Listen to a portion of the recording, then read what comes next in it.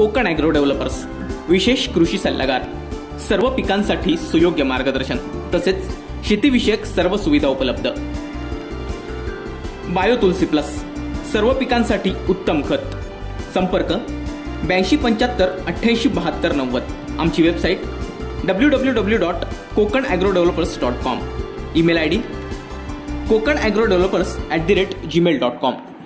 दापोली तालुक्यात शुक्रवारी 61 मिलीमीटर पावसाची नोंद झाली असून आजवर 1703 मिलीमीटर पाऊस झालाय, पण गतवर्षीच्या तुलनेत यंदा जवळपास अजून 800 मिलीमीटर पावसाची तूट आहे। आज मात्र पावसानं पूर्ण विश्रांती घेतली आहे।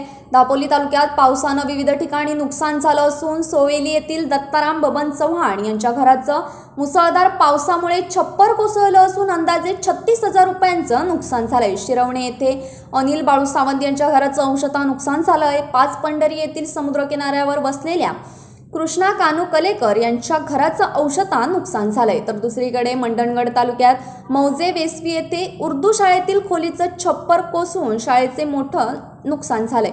2,10,000 रुपये नुकसान झाल्याचा पंचनामा करण्यात आला। या सगळ्या नुकसानग्रस्त घटनांचे पंचनामे संबंधित तालुक्यातील महसूल विभागाकडून करण्यात आलेत। Bureau news Kokanshahi. असे नवनवीन व्हिडिओ पाहण्यासाठी कोकणशाहीचं यूट्यूब चॅनल सबस्क्राइब करा व बेल बटन प्रेस करा। तसेच फेसबुक पेज लाईक करा आणि इंस्टाग्राम पेज व ट्विटर पेजला फॉलो करायला विसरू नका।